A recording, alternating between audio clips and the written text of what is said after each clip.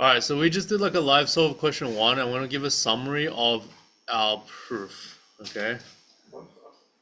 And also this probably also explains how to write it up. Okay, so basically this question is pretty nice. So you're looking for numbers for which when you write the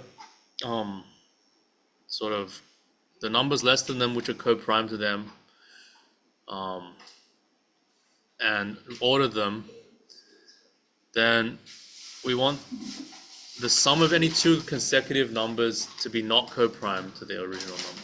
Yeah. And we want to know which numbers have that property. Yeah. So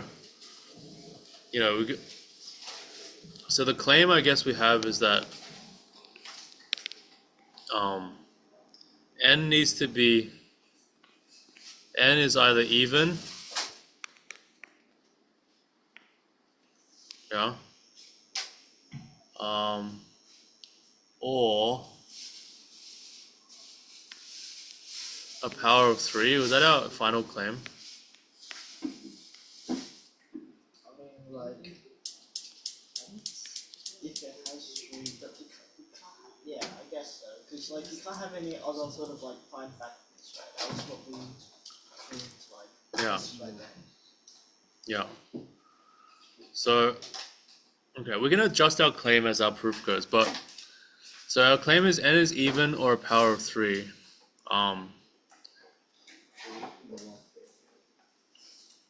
And these are the only n's, yeah? So the set of all n's,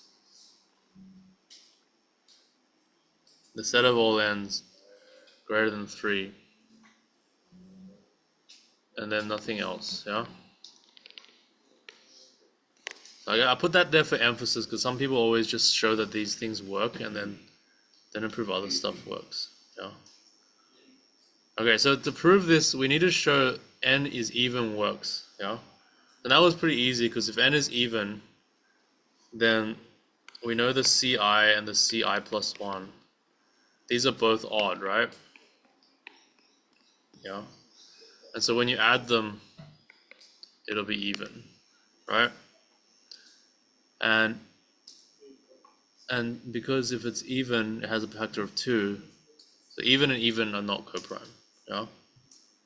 Okay, so even works, yeah?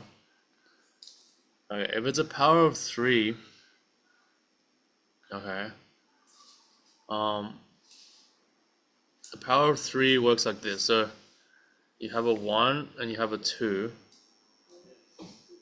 right? And then you're missing a 3 and you have a 4 and a 5. So you're basically missing all the multiples of 3 only, right? There's no other primes. So essentially it's always going to be 1 and 2 mod 3, right? So for it to not be coprime, it just needs to be divisible by 3, yeah? But 1 and 2 always add up to 3, and 2 and 1 always add up to 3. And so no matter which two neighboring ones you add, you always get a multiple of 3. Does that make sense? Okay, so the powers of 3 work, and all the even numbers work, okay? And then we show that nothing else works, yeah? Okay. So we want to consider odd numbers which are not a power of 3, yeah? Okay. So suppose n equals, so it's 3 to some power. We can do 3 to the n, yeah? Times like p1 to the r1, p2 to the r2. See, the notation can be confusing, but if you kind of understood how the examples work, you're not too worried about it, right? pk to the rk, right? And then we know that these primes pi are all greater than 3, yeah? And they're all distinct, yeah? Okay, so, and then the strategy was to do this. So you look at, you consider the number like m equals p1 times p2 times p3 all the way up to pk, right? And we know this number is either 1 or 2 mod 3, yeah? So let's just, for argument's sake, it's equal to 1 mod 3. Yeah. Well, then when you do m plus 1, m plus 2, and then this is m minus 1, m minus 2, right? Then we know that m is not coprime to n, right? So it's missing in our C. It's not a C, yeah? And then m plus 1, we know, so m minus 1 is a multiple of 3, right? So we know that's not coprime to n, yeah? So n needs to be greater than 0. Okay, and then, but we do know that m minus 2 and m plus 1 are coprime to n, yeah? So these are here. Okay, so this could be like our Cj plus 1, and this could be our Cj. Does that make sense? Does that make sense? The C's are the ones that are there, right? Okay, and the reason these are coprime is because like if you add 1 to this product of primes, it's not divisible by any of these primes. So the only common factor it could have is 3, but the multiple of 3 is here. Yeah? Okay. And then when you add them, you get 2m minus 1, which is also coprime to n. Okay?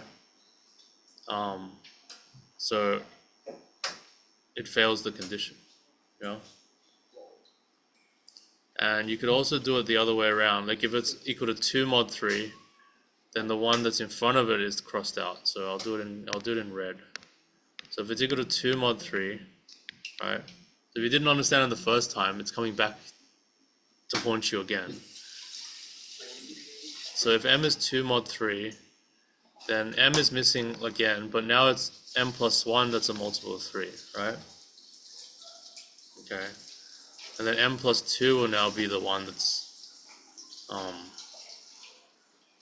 coprime to n, right? And m minus 1 will now be the one that's coprime to n. Yeah? So this will be like our Ci, and this will be our Ci plus 1. Does that make sense? And then when you add them again, it'll be again coprime to n. Okay. So this is kind of nice. It uses the product of the primes plus 1 thing. And since the primes are all big, you can also do plus 1, minus 1, plus 2, minus 2. Yeah. And they're not multiples of 3 because we know where the multiple of 3 is, and we've avoided it. Okay. And so here, if you have like something that's 1 mod 3 plus 1 mod 3, or 2 mod 3 plus 2 mod 3, they're both not going to be multiples of 3. Okay, any questions? I mean, this is kind of tricky for a question 1 actually. If you had to do all this. You had to prove it, but like I feel like so many people would just get like an intuition, right? Or like, alright, it's even or the power of 3. I feel like, you know. Like, actually, a good thing about question 1s is when there's like a good feature of question 1s is when there's a legitimate fake solve opportunity. Yeah.